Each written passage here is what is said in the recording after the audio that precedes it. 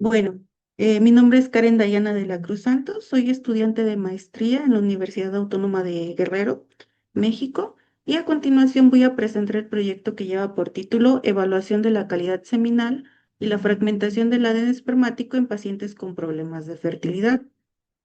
A manera de introducción, vamos a definir qué es la infertilidad. De acuerdo a la Organización Mundial de la Salud, esta va a ser definida como la incapacidad de lograr un embarazo después de mantener relaciones sexuales sin utilizar ningún método anticonceptivo durante un año o más. A nivel mundial, una de cada 6 personas van a experimentar o han experimentado infertilidad en algún momento de su vida, de las cuales el 50% de los casos suelen atribuirse al factor masculino. De estos hombres que presentan problemas de fertilidad, al menos el 40% suelen ser de origen desconocido. Existen diferentes factores de riesgo para la infertilidad masculina.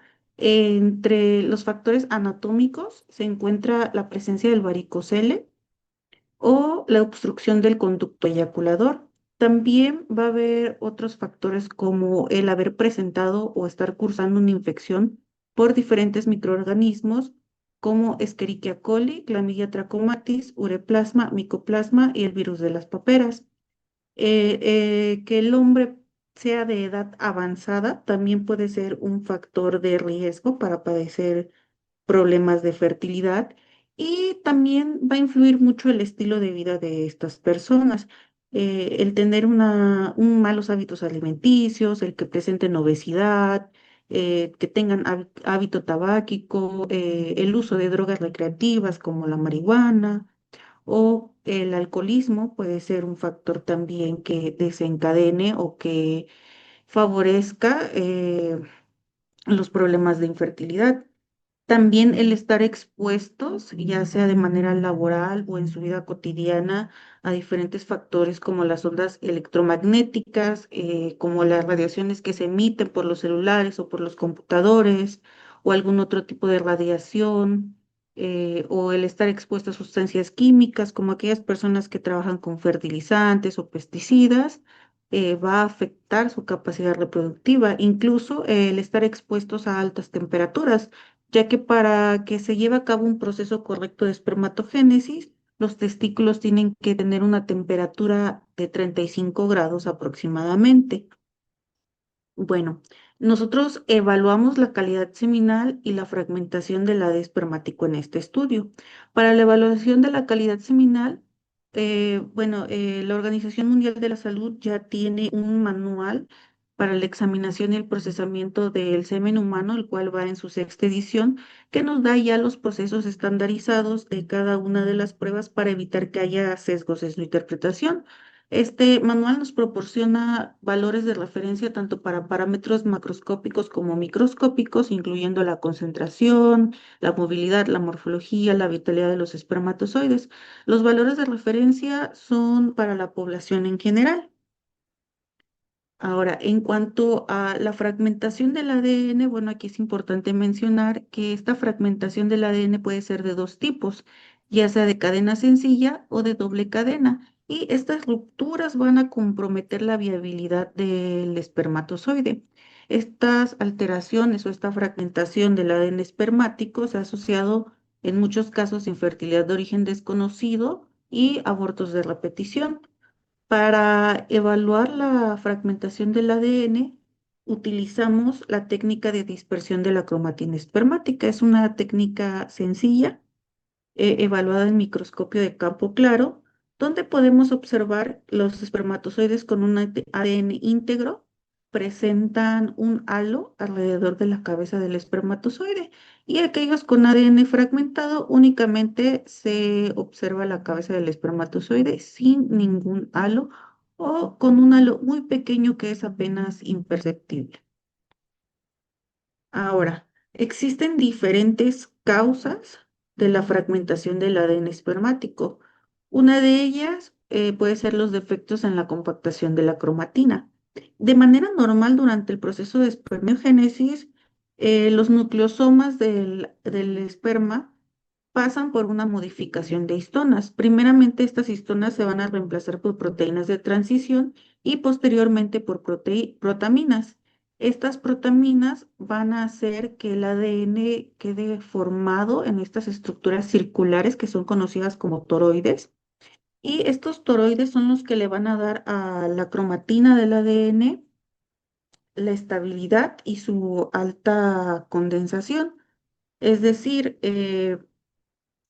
perdón, la compactación de la cromatina de los espermatozoides va a estar definida por la cantidad de enlaces disulfuro que se va a formar entre estas protaminas y a mayor cantidad de enlaces disulfuro va a haber mayor estabilidad. En este contexto, bueno, podemos decir o se ha estudiado y se han encontrado causas asociadas a estos defectos en la compactación, ya sea por una deficiencia en los niveles de protamina o porque hay una proporción inadecuada entre protaminas uno y 2. Para que esta estabilidad sea buena, tiene que haber una proporción uno a uno entre ambas protaminas. O igual podría deberse a que hay un número insuficiente de grupos cisteína en la protamina uno, ya que, como mencioné anteriormente, para que esta sea altamente compactada, va a depender de los enlaces disulfuro que se formen en estos grupos de cisteína de las protaminas. Otra de las causas puede ser el estrés oxidativo. El estrés oxidativo de manera general eh, y de manera normal sí tiene algunos roles en los procesos de fertilidad. De manera normal, favorece la capacitación espermática, la reacción acrosomal, la hiperactivación de la movilidad del espermatozoide y la unión del espermatozoide con el ovocito.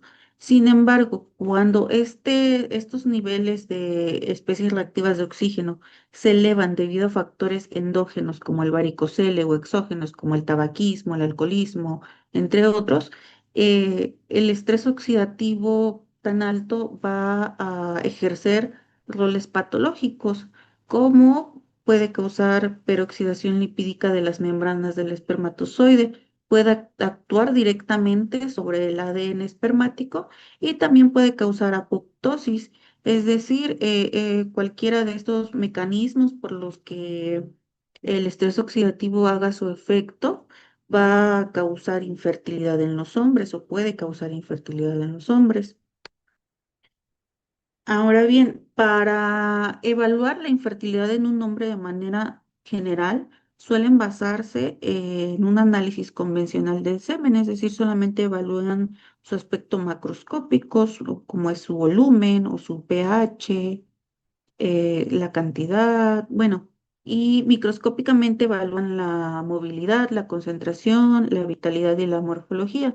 Sin embargo, hay muchos casos en los que esta prueba convencional no es suficiente, o sea, no refleja por completo la capacidad reproductiva del hombre.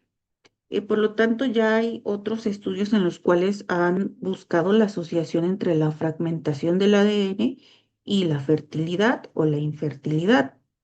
eh, Diversos autores reportan que a un mayor nivel de fragmentación va a disminuir la fertilidad o la capacidad para concebir de un hombre, sobre todo en aquellos donde su índice de fragmentación del ADN sea de 20% o más.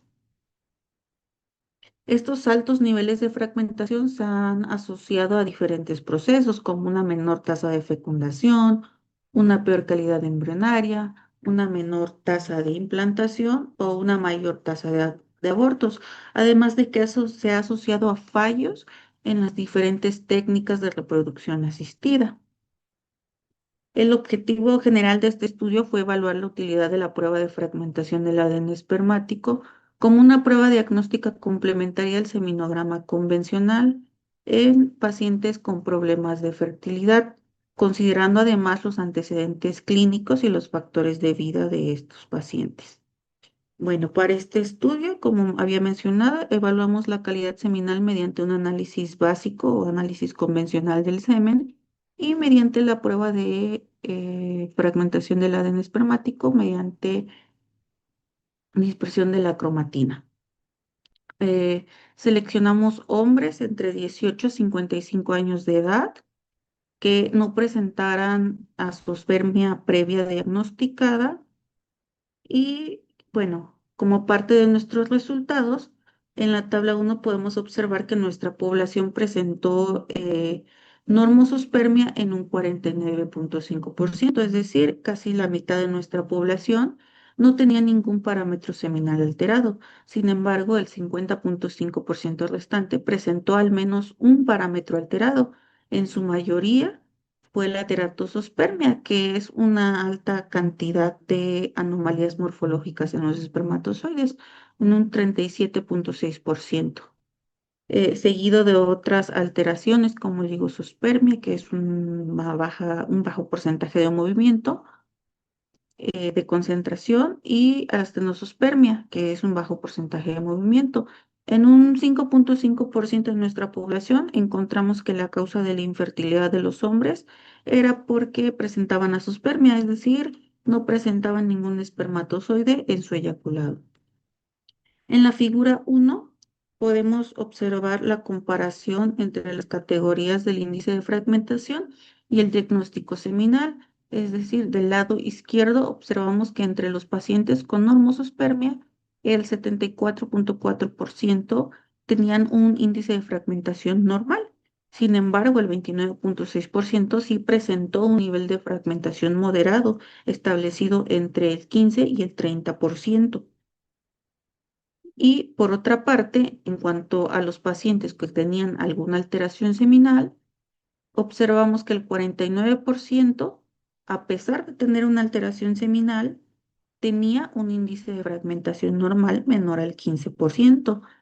Y similar a lo encontrado en los pacientes con normosospermia, el 29,1% presentaba fragmentación moderada. Aquí, como era de esperarse, encontramos también que un 10,9% presentaba un índice de fragmentación crítico arriba del 30%. En la siguiente tabla hicimos la comparación entre los parámetros seminales y entre grupos de fragmentación del ADN espermático. Aquí, bueno, encontramos diferencias estadísticamente significativas en la edad, la concentración, la vitalidad, la movilidad. Aquí podemos observar en cuanto a la edad que aquellos pacientes con un índice de fragmentación del ADN tenían una media de 33 años. Aquellos con fragmentación crítica, la edad sí se veía aumentada, su media fue de 42,5, lo cual refuerza los antecedentes de que a medida que el hombre va envejeciendo, su calidad seminal tiende a disminuir. En cuanto a la concentración, podemos observar igualmente una disminución significativa, comparando a aquellos pacientes que tienen un índice de fragmentación normal, que tienen una mediana de 84 millones por mililitro, a aquellos que tienen una fragmentación crítica, el cual su concentración disminuye o tenía una media de 7,2 millones por mililitro. Y bueno, observamos aquí la tendencia de que aquellos que están con una fragmentación normal tienen una concentración dentro de lo establecido por la OMS, y conforme va aumentando el índice de fragmentación, esta concentración va disminuyendo. De igual manera con la vitalidad, el porcentaje de vitalidad en aquellos que tenían un índice de fragmentación normal iba del 79%. Sin embargo, en aquellos con una fragmentación crítica, esta vitalidad disminuía hasta el 30%. En cuanto a los tipos de movilidad, igualmente observamos una disminución significativa comparando a aquellos que tenían un índice de fragmentación normal, que estaba en un 58%, y cuando había una fragmentación moderada disminuía a 50%, y ya en aquellos pacientes con una fragmentación crítica sí se veía severamente afectada la movilidad del espermatozoide, hasta un 19%.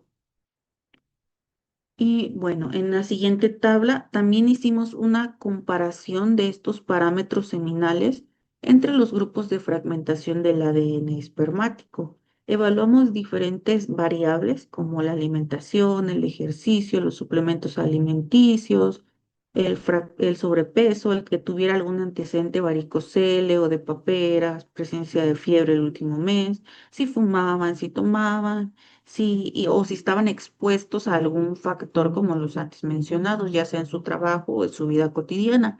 Sin embargo, solamente encontramos diferencias estadísticamente significativas en el antecedente de paperas, ya que, bueno, hay evidencia de que aquellos hombres que presentaron una infección por el virus de las paperas, sobre todo después de la pubertad, pueden desarrollar una condición que se llama orquitis, la cual puede dañar la estructura del testículo y de esta manera pues afecta los procesos de espermatogénesis. Y bien, bueno, como conclusión, con los resultados obtenidos hemos podido observar y hemos podido confirmar que realizar una prueba de fragmentación del ADN espermático sí es una prueba complementaria de mucha utilidad, sobre todo en aquellos pacientes que tienen normosospermia o que tienen los parámetros seminales dentro de lo normal, ya que en esos casos, como los evalúan de manera muy general, puede pasar desapercibido que el paciente presenta realmente un problema.